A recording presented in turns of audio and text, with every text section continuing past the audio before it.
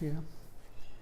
Hello बच्चों, देखिए हम लोग चल रहे थे क्लास 11th के फिजिक्स में, ठीक है ना। चैप्टर कार्य, ऊर्जा और शक्ति पढ़ा था। कार्य क्या है, कार्य की परिभाषा क्या है, ठीक है ना। उसके मात्रक पढ़ा था, मात्रक में निरपेक्ष मात्रक पढ़ा था, और निरपेक्ष मात्रक में पढ़ा था कि कार्य के एसआई मात्रक और सीजीएस मात्रक में क्या संबंध होता है, ठीक है ना। वो मैंने बताया था 1 जूल बराबर 10⁷ अर्ग। ठीक, अब हमको पढ़ना कार्य के गुरुत्वीय मात्रक। गुरुत्वीय मात्रक में ये है कि जहाँ पे हम वस्तु में एब्सोल्यूट यूनिट में निरपेक्ष मात्रक में त्वरण लेते थे, अब वो त्वरण क्या हो जाएगा, गुरुत्वीय त्वरण हो जाएगा। जैसे मान लीजिए F बराबर ma था, ठीक है ना। इसका यूनिट आता था न्यूटन, और जनरली अगर तोड़ेंगे तो इसका यूनिट आता था किलोग्राम और मीटर प्रति सेकंड का स्क्वायर। ठीक, अब हम यहाँ F बराबर ma की जगह पे लेंगे F बराबर mg। मीटर प्रति सेकंड रहेगा, लेकिन अब जो कहलाएगा, ठीक है ना, अब जो यूनिट होगी मीटर प्रति सेकंड, जो त्वरण होगा वो कहलाएगा गुरुत्वीय त्वरण। इस प्रकार जब हम भार लेंगे किलोग्राम, ठीक, तो किलोग्राम के साथ क्या हो जाएगा, किलोग्राम भार हो जाएगा, ठीक है ना। तो देखिए एसआई मात्रक में हम चलेंगे, चूँकि W बराबर होता है Fs,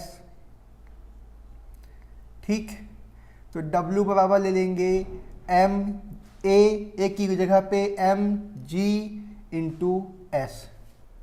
ठीक, अब देखिए यहाँ पे हो जाएगा किलोग्राम भार, तो ये हो जाएगा 1 किलोग्राम भार मीटर।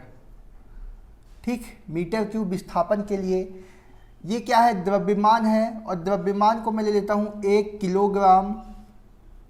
ये क्या गुरुत्वीय त्वरण है, गुरुत्वीय त्वरण को मैं ले लेता हूँ 9.8 मीटर पर सेकंड का स्क्वायर, ठीक है ना। इस 9.8 का एक्चुअल वैल्यू होता है 9.80665 मीटर पर सेकंड का स्क्वायर। इसलिए कभी कभी क्या होता है, कुछ एमपी बोर्ड्स की बुक में 9.80 लेता है, ठीक है ना। कुछ स्टैंडर्ड्स बुक में या तो 9.8 लेगा, या 9.81 लेगा, या फिर डायरेक्ट क्या कर देगा, 10 ले लेगा, ठीक है ना। तो ये मीटर पर सेकंड स्क्वायर होता है, और विस्थापन मैंने ले लिया 1 मीटर, ले लिया ना। देखिए सारी वैल्यूज एक पास रखिए, यूनिट एक पास रखिए, तो ये हो जाएगा 1 इंटू 9.8 इंटू 1, इधर से किलोग्राम, मीटर पर सेकंड का square into metre. Kilogram metre पर सेकंड का स्क्वायर क्या होता है, न्यूटन।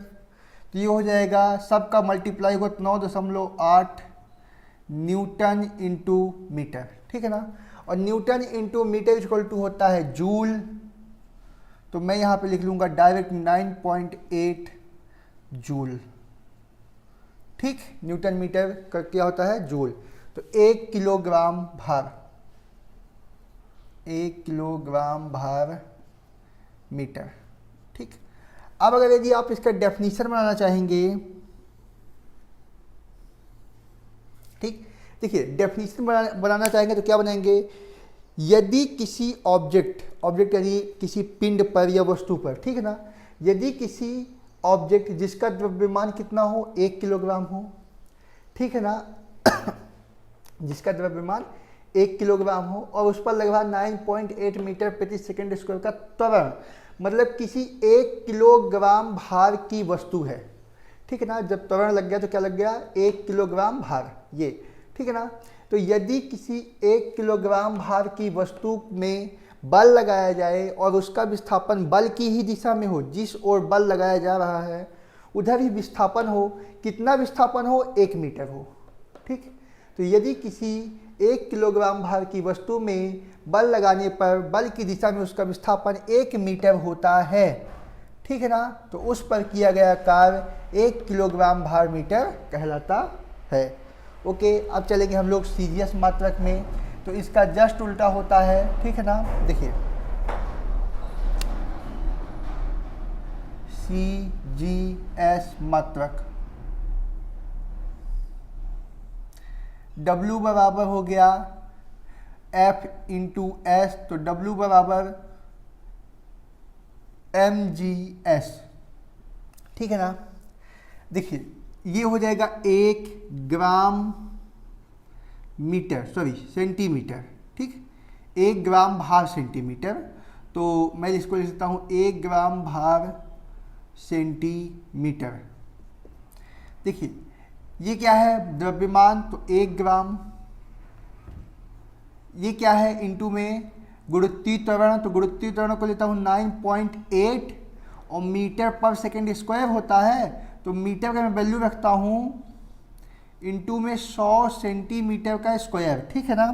तो 1 मिनट रुकिएगा, ये हो जाएगा हमारे पास 9.8 इंटू 100 सेंटीमीटर पर सेकेंड का स्क्वायर इंटू विस्थापन भी कितना, सेंटीमीटर, तो 1 सेंटीमीटर, ठीक है ना। सभी वैल्यूज को एक पास फिर से रखेंगे तो हमारे पास आ जाएगा 9.8 गुणे 100 और ये हो जाएगा ग्राम सेंटीमीटर पर सेकेंड का स्क्वायर इंटू सेंटीमीटर अलग से, ठीक है ना। देखिए तो ये क्या हो जाएगा हमारे पास 980, एक अंक से एक अंक बाहर आएगा और 10 से 0 बढ़ जाएगा, तो 980।